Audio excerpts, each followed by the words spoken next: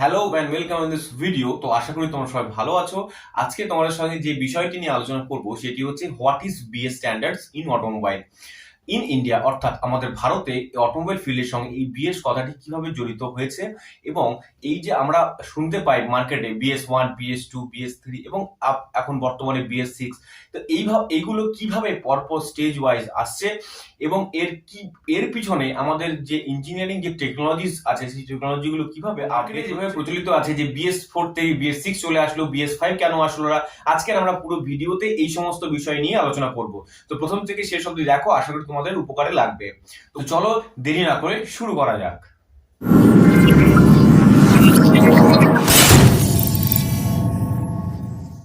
এই বিএস কথাটির full form, BS এর ফুল ফর্ম হচ্ছে ভারত স্টেজ। এটি একটি এমিশন নর্মস, অর্থাৎ আমাদের এই অটোমোবাইল ফিল্ডে যে সমস্ত ভেহিকলস ব্যবহার করা হয় যেগুলি পেট্রোল বা ডিজেল দ্বারা চালিত, সেটি 2 হুইলার হতে পারে, 3 হুইলার হতে পারে বা 4 হুইলার, প্রত্যেকটি ভেহিকলসেই কিন্তু কিছু না কিছু কম বা বেশি পরিমাণে কিন্তু দূষিত গ্যাস কিন্তু বেরোয়। তো যেমনটি আমরা 4 স্ট্রোক এবং 2 স্ট্রোক ইঞ্জিন পড়ার সময় দেখেছিলাম, ইঞ্জিনের এক্সস্ট স্ট্রোকের সময় যে এক্সস্ট পাইপ দিয়ে যে বা টেল পাইপ দিয়ে যে সমস্ত গ্যাসগুলো বেরোচ্ছে, সেই গ্যাসগুলি কিন্তু এনভায়রনমেন্টে মিশছে এবং সেই গ্যাসগুলি কিন্তু পরিবেশের যে এয়ার আছে সেই এয়ারকে কিন্তু দূষিত করছে। তো এই দূষণকে আটকাতে বা এই দূষণকে কতটা পরিমাণে রেগুলেট করা যায় অর্থাৎ কমানো যায়, এই সমস্ত বিষয় কিন্তু সঠিকভাবে যত প্রত্যেকটা কোম্পানি, যে সমস্ত কোম্পানি ভেহিকলস ম্যানুফ্যাকচার করে, তাদের কিন্তু একটা নির্দিষ্ট রুলস এবং রেগুলেশনের মধ্যে বেঁধে দেওয়া হচ্ছে।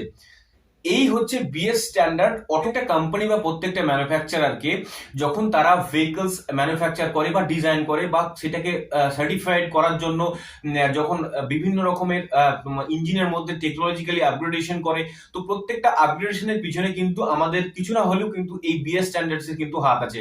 অর্থাৎ বিএস স্ট্যান্ডার্ডস যদি কোনোভাবে কোনো কোম্পানি যদি ঠিকঠাক ফলো না করে, তাহলে কিন্তু সেই কোম্পানির যে ম্যানুফ্যাকচারে যে সমস্ত ভেহিকলস গুলো আছে সেগুলো কিন্তু রেজিস্ট্রেশন করানো কিন্তু যাবে না, অর্থাৎ তারা কিন্তু মার্কেটজাত কিন্তু করতে পারবে না। তো প্রত্যেকটা কোম্পানির কাছে একটা নির্দিষ্ট চ্যালেঞ্জ হয়ে গেছে এই সমস্ত স্ট্যান্ডার্ডস গুলোকে কিন্তু অ্যাপ্লিকেবল করার জন্য বা সেই স্ট্যান্ডার্ডসটাকে রিচ করার জন্য। তো এই বিএস স্ট্যান্ডার্ডসকে রেগুলেট করার জন্য আমাদের সিপিসিবি অর্থাৎ সেন্ট্রাল কন্ট্রোল পলিউশন বোর্ড আছে। এই সমস্ত বোর্ড মেম্বাররা, যেগুলো গভর্নমেন্ট স্ট্যাটুটরি বডি আছে, তারা কিন্তু এই সমস্ত রুলস এন্ড রেগুলেশন গুলো রেডি করে।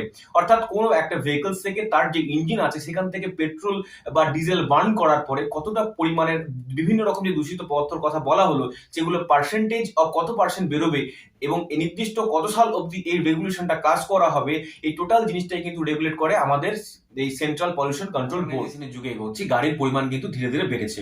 তো সাল 1990 সালে কিন্তু তার আগে কিন্তু কোন রকমের কিন্তু বিএস স্ট্যান্ডার্ড কিন্তু গাড়ির ক্ষেত্রে ফলো আপ করা হতো না। অর্থাৎ ইন্ডিয়াতে কিন্তু তার কোনো রেগুলেশন ছিল না।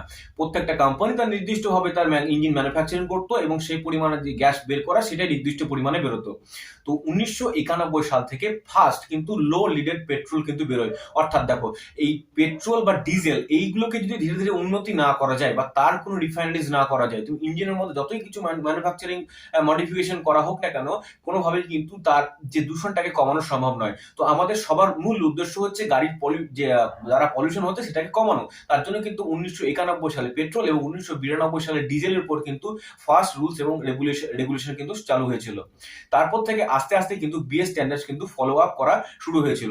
In the year of 1994 first কিন্তু দিল্লি, মুম্বাই, যে সমস্ত আমাদের বড় সিটিজ আছে, সেই বড় সিটিজে কিন্তু প্রথম কিন্তু আমাদের এই চালু করা হয় আমাদের বিএস স্ট্যান্ডার্ডস। তারপরে ইন দ্য ইয়ার অফ 2000 এরপর থেকে ন্যাশনাল ওয়াইড কিন্তু এই আমাদের বিএস স্ট্যান্ডার্ডস গুলোকে ফলো আপ করার জন্য ম্যান্ডেটরি করে দেওয়া হয়। ভারত ছাড়াও বিদেশেও কিন্তু এই এনভায়রনমেন্টাল যে পলিউশন হচ্ছে বা এয়ার যে পলিউশন হচ্ছে তাকে কন্ট্রোল করার জন্য, অটোমোবাইল থেকে যেটা পলিউশন হচ্ছে তাই কন্ট্রোল করার জন্য বিভিন্ন রকমের কিন্তু নর্মস ব্যবহার করা হচ্ছে। তো ইউরোপিয়ান কান্ট্রিজে কিন্তু এই নর্মস গুলো যেগুলো ফলো আপ করা হয়, আমাদের এই ভারত কিন্তু সেটাকেই অ্যাডপ্ট করে নিয়েছে এবং সেটার নাম আমাদের পরিবর্তন করে ভারত স্টেজ কিন্তু রাখা হয়েছে। অর্থাৎ ইউরোপিয়ান ইউরোপিয়ান যে সমস্ত কান্ট্রিজ আছে তাতে যে ধরনের rules and regulation follow up করা হয়, তাদের যে ইউরোপিয়ান নর্মস গুলো আছে তাদেরকে বলা হয় ইউরো নর্মস। অর্থাৎ তারা ইউরো 1, ইউরো 2 এইভাবে কিন্তু পরপর ভাবে স্টেজ ওয়াইজ আপগ্রেডেশন করেছে। সেই জিনিসটাকে অ্যাডপ্ট করেই কিন্তু আমাদের ভারত বিএস স্ট্যান্ডার্ডস গুলোকে ফলো আপ করে। অর্থাৎ BS1, BS2 তুমি এভাবে ভেবে নিতে পারো। ইউরো 1 এই যে রুলস এন্ড রেগুলেশন আছে, অর্থাৎ তাতে যে পরিমাণে যে দূষিত গ্যাসের পার্সেন্টেজের কথা উল্লেখ করা আছে, BS1 ঠিক অ্যাজ ওয়েল অ্যাজ সেম, কিছু কম বেশি হতে পারে। এবং ইউরো 2 তেও যেটা আছে সেটা সেইভাবে কিন্তু euro 1, euro 2, euro 3, BS1, BS2, BS3 এইভাবে কিন্তু পরপর কিন্তু আপডেট হতে চলে এসেছে। বর্তমানে যে সালে আমরা বাস করছি এখন কিন্তু BS6 চলছে, সেটিও কিন্তু ইউরো 6 থেকে কিন্তু অ্যাডপ্ট করা হয়েছে। ভেহিকলসের যে এমিশন হচ্ছে সেটাকে কন্ট্রোল করার জন্য আমাদের কিছু উপায় অবলম্বন করতে হবে। দেখো, প্রথম উপায় হচ্ছে যে ভেহিকল যে ফুয়েলটা কনজিউম করছে, সেটা পেট্রোল বা ডিজেল যাই হোক না কেন, সেটাকে আরো রিফাইন করতে হবে। অর্থাৎ পেট্রোল বা ডিজেলের মধ্যে যে সমস্ত কন্টামিনেন্ট গুলো রয়েছে তার যে নির্দিষ্ট পার্সেন্টেজ গুলোকে কম বা বেশি করে কিন্তু তার প্রথম থেকে ফুয়েলের কিন্তু কোয়ালিটিটাকে আরো ইমপ্রুভ করতে হবে। তো দেখো, প্রথমত কি হচ্ছে, 1990 বা তারপর থেকে যে ফুয়েল গুলো পাওয়া গেল, যেতে শুরু করলো, সেগুলোর মধ্যে কি হচ্ছে, লো লিডেড পেট্রোল শুরু হলো। তারপরে আস্তে আস্তে লিডের পর থেকে আরো দেখা গেল ফুয়েলের মধ্যে যে মেন কন্টামিনেন্ট রয়েছে, যেটি কিন্তু দূষণের জন্য বেশি মাত্রায় এফেক্ট ফেলে, সেটি হচ্ছে সালফার। অর্থাৎ লো সালফার কন্টেন্ট ফুয়েল কিন্তু বাজারে আসতে শুরু করলো। তার মানে কি হচ্ছে, প্রথমে লিড, তারপরে সালফার, এইভাবে কিছু ফুয়েলের স্ট্যান্ডার্ড যে কোয়ালিটিস গুলো আছে সেগুলোকে আরো ইমপ্রুভমেন্টে করা শুরু করা হলো। আরো একটা বিষয়, দ্বিতীয় নাম্বার যে বিষয়টি হচ্ছে, সেটি হচ্ছে ইঞ্জিনের আরো রিফাইনমেন্ট। অর্থাৎ ইঞ্জিন যেভাবে ফুয়েলটাকে কম্বাস্ট করছে এবং পাওয়ার তৈরি করছে সেইটাকে কিন্তু দেখা হলো। অর্থাৎ যে কম্বাসনের যে প্রসেস, অর্থাৎ ফুয়েলকে বার্ন করার যে নির্দিষ্ট প্রসেস, অর্থাৎ ইনটেক এবং কম্বাসন, এই মাঝখানে যে পদ্ধতিগুলো ঘটছে সেগুলোকে আরো কত রিফাইন করা যায় বা কত আরো করা যায় যাতে কি হচ্ছে এই দূষণ পদার্থগুলো কম তৈরি হয়। অর্থাৎ ফুয়েল আমাদের একটা দেখা গেছে যে পেট্রোল বা ডিজেল যদি ইঞ্জিনের মধ্যে খুব ভালোভাবে কম্বাসনটা কমপ্লিট হয়, তাহলে কিন্তু দূষণের গ্যাসের যে মাত্রাগুলো এমনি পরিমাণে কম হয়, কিন্তু এমন নয় যে পুরো জিরো হয়ে যাবে। তৃতীয় নম্বর যে বিষয়টি দেখতে হবে সেটি হচ্ছে আফটার ট্রিটমেন্ট। অর্থাৎ এক্সস্ট গ্যাস বেরিয়ে যাওয়ার পর, ইঞ্জিনের বেরিয়ে যাওয়ার পর, অর্থাৎ ইনলেট ম্যানিফোল্ডে যে চার্জ ঢুকলো, কম্বাস্ট হলো এবং তারপর এক্সস্ট স্ট্রোকের সময় যে গ্যাসটা বেরিয়ে গেল টেল পাইপ দিয়ে, সেই টেল পাইপের মধ্যে কিন্তু আরো বিভিন্ন রকমের কিন্তু জিনিসপত্র ইউজ করতে শুরু করলো। অর্থাৎ এক্সস্টের যে এমিশনটাকে কিন্তু আফটার ট্রিটমেন্টটাকে আরো স্ট্রং করার চেষ্টা করা হলো। কমাতে গেলে বা ইঞ্জিন থেকে যে সমস্ত পলিউটেন্ট গ্যাস গুলো বেরোচ্ছে সেগুলো কমাতে গেলে এমন নয় যে কোনো একটা চেঞ্জ করে দিলে ফট করে তার গ্যাস আস্তে আস্তে কমে গেল বা তার দূষিত গ্যাসগুলোর পরিমাণ কমে গেল। এগুলো ধীরে ধীরে সেগুলোকে কিন্তু আস্তে আস্তে রেগুলেট করতে হবে। কারণ এটাও মাথায় রাখতে হবে যে ফুয়েলের মধ্যে যে সমস্ত স্ট্যান্ডার্ড গুলো আমরা কমিয়ে দিচ্ছি, এর ফলে যে ফুয়েলের যে তোমার নির্দিষ্ট যে বার্নিং টেম্পারেচার সেগুলো যাতে কমে না যায়, ফুয়েলটা যেন খুব খারাপ না হয়ে যায়, অর্থাৎ ইঞ্জিনের পাওয়ার তৈরি করতে গিয়ে যেন ক্ষতি না হয়। অর্থাৎ ইঞ্জিনটাকে পাওয়ারফুল হতে হবে, ভেহিকেলটাকে স্ট্রং হতে হবে, যাতে গাড়িটা খুব পরিমাণে দ্রুত ছুটতে পারে বা বেশি পরিমাণ লোড ক্যারিং করতে পারে এবং ফুয়েলটাকে যেন কম পরিমাণ দূষিত হয়। এটা কিন্তু একটা বিগ চ্যালেঞ্জ। সেক্ষেত্রে কিন্তু আমাদের এই তিনটে স্টেজই কিন্তু পরপর ভাবে মেনটেন রাখতে হবে। অর্থাৎ ফুয়েলের কোয়ালিটি, ইঞ্জিনের কোয়ালিটি এবং আফটার ট্রিটমেন্ট। অর্থাৎ এই বিএস সিস্টেমটাকে রেগুলেট করার জন্য একবারে যাতে কোনোভাবে কোনো কোম্পানির উপর প্রেশার না আসে বা সেটার উপর এমন কিছু না হয় যাতে কোনো কিছুই কি কমপ্লিট করা সম্ভব না হয়, তার জন্য কি হচ্ছে, ধীরে ধীরে সাল ওয়াইজ কিন্তু এগুলোকে আস্তে আস্তে কিন্তু রেগুলেট করা হচ্ছে। অর্থাৎ প্রথমে BS1, BS2, BS3, BS4 এবং BS6 বর্তমানে চলছে। অর্থাৎ একটা স্টেজ তোমাকে দেওয়া হচ্ছে যে একটা সাল থেকে একটা সাল এই স্টেজটা চলবে, তার মধ্যেখানে যে পেট্রোল বা ডিজেল চালিত ভেহিকলস বেরোবে তার থেকে নির্দিষ্ট যে পার্সেন্টেজ অফ গ্যাস বেরোবে সেগুলো হচ্ছে এইগুলো। যেমন কার্বন এমিশন ছিল সেটি হচ্ছে 2.72 গ্রাম পার কিলোমিটার। যে সাসপেন্ডেড পার্টিকুলেট ম্যাটার গুলো ছিল সেগুলোর যে পার্সেন্টেজ বা সেগুলোর যে পরিমাণ ছিল সেটি হচ্ছে 0.14 এবং যে নক্স এমিশনের যে বাইন্ডিংসটা ছিল সেটি হচ্ছে 0.97 গ্রাম পার কিলোমিটার। অর্থাৎ এই সাসপেন্ডেড পার্টিকুলেট ম্যাটার বা কার্বন এমিশন বা তোমার নক্স এমিশনের যে নির্দিষ্ট পার্সেন্টেজ সেগুলোকে বেঁধে দেওয়া হলো। কোম্পানি কিভাবে এই পজিশনটাকে রিচ করবে তার জন্য কি হচ্ছে, কোম্পানি নির্দিষ্ট কিছু তার টেকনোলজিক্যালি আপগ্রেডেশন শুরু করা হলো। অর্থাৎ BS1 এর পর থেকে কিন্তু যে ইঞ্জিনগুলো বেরোতে শুরু করলো সেগুলোকে আবার যে এয়ার ইনটেক সিস্টেম আছে সেই এয়ার ইনটেক সিস্টেমগুলোকে রিটিউন করা হলো। অর্থাৎ আরো সুন্দরভাবে এয়ার যাতে ইঞ্জিনের ভিতরে আসতে পারে সেটি কিন্তু চেষ্টা করা হলো। তারপর শুরু হলো EGR, অর্থাৎ এক্সস্ট গ্যাস রিসার্কুলেশন। অর্থাৎ ইঞ্জিনের ভিতরে যদি এক্সেসিভ টেম্পারেচার তৈরি না হয় সেই বিষয়ে কিন্তু দেখা গেল। অর্থাৎ এক্সস্ট গ্যাসের যেটা রিবার্ন করার যে পদ্ধতি সেটাও কিন্তু চালু হলো। তো নেক্সট শুরু হলো যে কার্বুরেটরের সঙ্গে যে নির্দিষ্ট যে মেটালগুলো ব্যবহার করা হচ্ছে সেগুলো আরো উন্নতি করা হলো, সেখানে ট্রাইমেটাল লেয়ার ব্যবহার করা শুরু হলো, অর্থাৎ ইঞ্জিনের ভিতরে যে সমস্ত ছোট ছোট পার্ট আছে, ফিল ডেলিভারি সিস্টেম এবং এয়ার ইনটেক সিস্টেমের ক্ষেত্রে কিন্তু উন্নতি শুরু হলো BS1-এ। 2000 সাল থেকে 2005 অব্দি কিন্তু, বা 5-এর আগে অব্দি BS1 চলেছে, 2005 থেকে কিন্তু BS2 শুরু হয়েছে। BS1-এর যে ফিলটা ছিল, সেই ফিলের সালফার কন্টেন্ট ছিল 1000 ppm, সেটি আরো কমিয়ে নেওয়া হয়েছে, সেটি করা হলো 500 ppm, এবং যে দূষিত গ্যাসগুলো ছিল সেই দূষিত গ্যাসগুলোর পরিমাণও কিন্তু কমিয়ে নেওয়া হলো। তোমার যে কার্বন এমিশন ছিল, সেই কার্বন এমিশনে কার্বন মনোক্সাইডের পার্সেন্টেজ করা হলো 2.2 গ্রাম পার কিলোমিটার।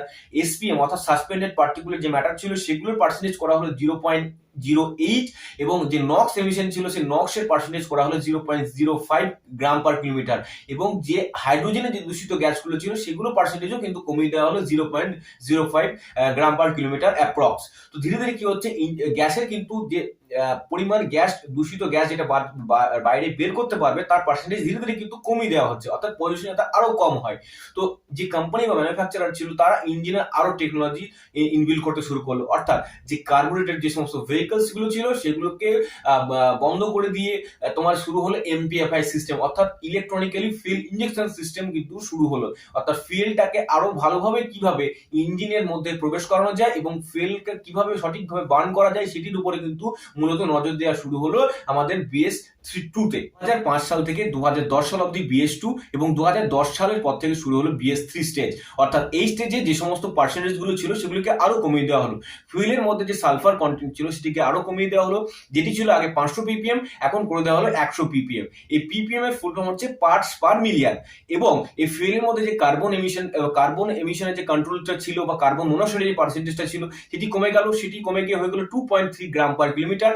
এর সঙ্গে আরো কিছু অ্যাড করা হলো, ফুয়েলের মধ্যে ফুয়েল কম্বাস্ট হওয়ার পরে যে হাইড্রোকার্বন, যেটি আনবার্ন হাইড্রোকার্বন যেটি বেরিয়ে যাচ্ছিল, তার পার্সেন্টেজটা ক্যালকুলেট করা হলো, সেটি অ্যাপ্রক্স হচ্ছে 0.35 গ্রাম পার কিলোমিটার, এবং যে নক্স এমিশন ছিল, নক্স যে গ্যাস ছিল, তার পরিমাণ কমে গেল 0.35 গ্রাম পার কিলোমিটার, এবং যে সাসপেন্ডেড পার্টিকুলার ম্যাটার অর্থাৎ SPM যেটা ছিল, সেটাও পার্সেন্টেজ কমে গিয়ে হয়ে গেল 0.05 তোমার গ্রাম পার কিলোমিটার। অর্থাৎ প্রত্যেকটা ম্যাটারের কিন্তু পার্সেন্টেজ গুলোকে আস্তে আস্তে ধীরে ধীরে কমিয়ে নেওয়া হলো।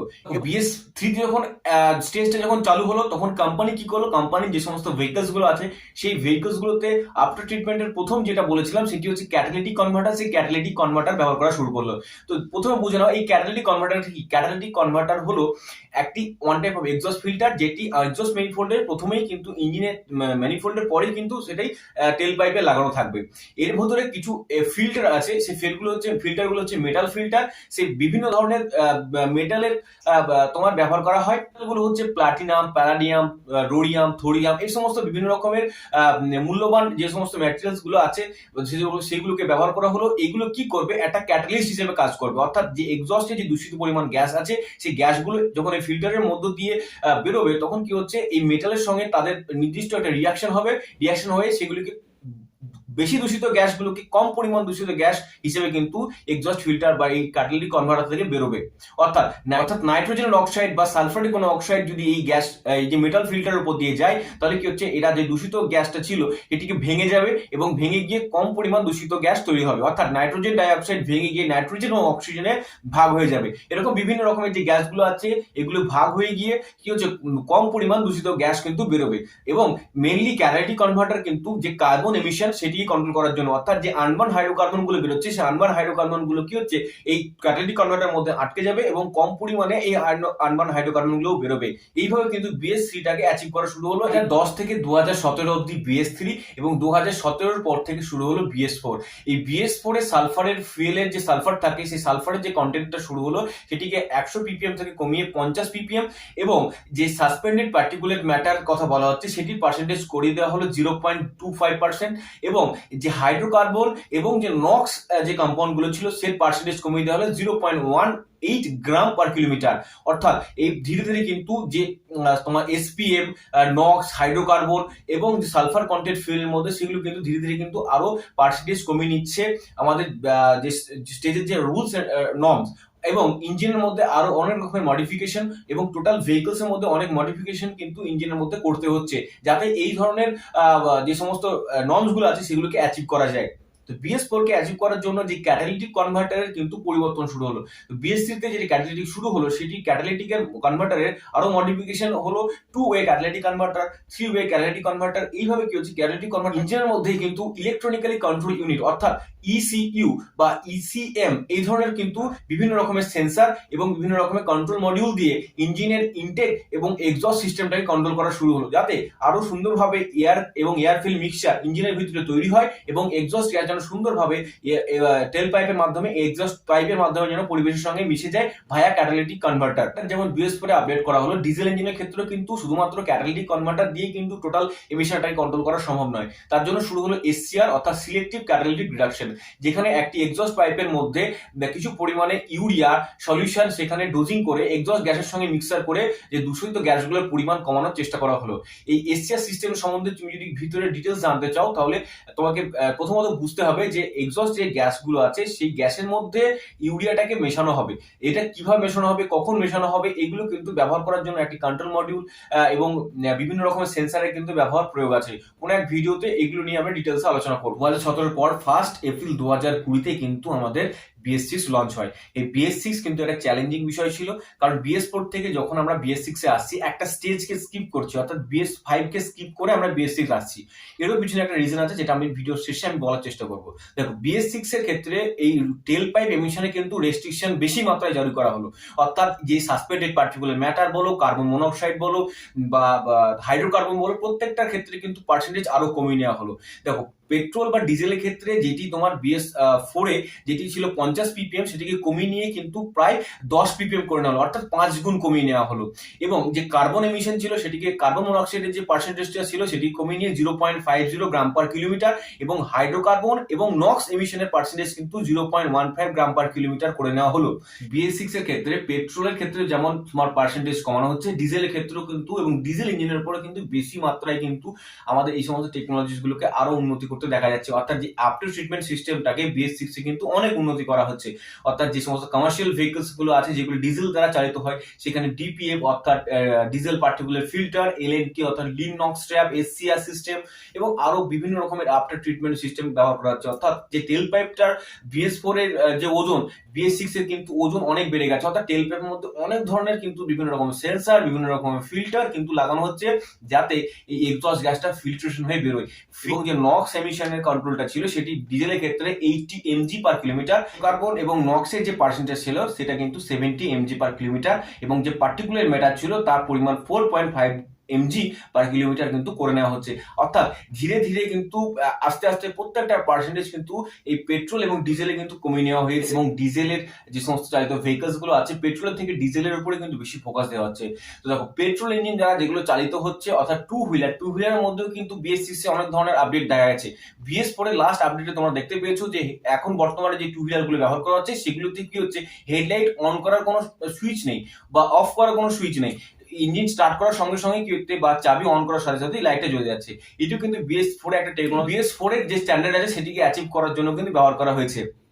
এটি একটি টার্ম দেওয়া হয়েছে, এটি হচ্ছে AHO অর্থাৎ অটোমেটিক হেডলাইট অন। এটি কিন্তু BS4 এর একটি নর্মসকে অ্যাচিভ করার জন্য। অর্থাৎ টু হুইলার ক্ষেত্রে বেশিরভাগ ক্ষেত্রে দেখা গেছে যখন দিনের বেলায় টু হুইলার যায় সেক্ষেত্রে যেহেতু সাইড ছোট, বড় কোনো গাড়ি সেটা সাইড দিয়ে যখন তোমার টু হুইলার পাস করছে সেটি হেডলাইটটা যদি তার কন্টিনিউয়াসলি জ্বলে থাকে তাহলে কি হচ্ছে একটি ভিজিবিলিটি আরো বাড়ে, অর্থাৎ সেক্ষেত্রে যে অ্যাক্সিডেন্টের যে কজগুলো কিছুটা পরিমাণ কমবে। তো এরকম বিভিন্ন রকম রোড সেফটি রিলেটেড বা এয়ার পলিউশন রিলেটেড বিভিন্ন রকমের টার্ম কিন্তু আমাদের এই BS4 বা BS6 এর সঙ্গে কিন্তু অ্যাটাচ করা থাকে। BS4 থেকে BS6 কেন, BS5 কেন আসলো না? এই BS5 স্টেজ কিন্তু অ্যাকচুয়ালি ছিল, সেটা কি স্কিপ করা হয়েছে। দেখো RWE অর্থাৎ রিয়েল ওয়ার্ল্ড এমিশন এই একটি রিপোর্ট পেশ করেছে যেখানে দেখা আছে যদি টোটাল ওয়ার্ল্ডের যে পলিউশন সেখানে যদি তোমার 100% হয় 60% কিন্তু অটোমোবাইল ভেহিকলস থেকে আসছে। এবং সেখানে বিভিন্ন রকম দেশ যেমন দূষিত পদার্থ যেমন আমাদের গোটা ওয়ার্ল্ডের যে এনভায়রনমেন্ট আছে তাকে যেমন ক্ষতি করছে, আমাদের যে ভারত সেও কিন্তু ক্ষতি করছে বিভিন্ন রকম পার্সেন্টেজ সেটা ক্যালকুলেট করে দেখা গেছে।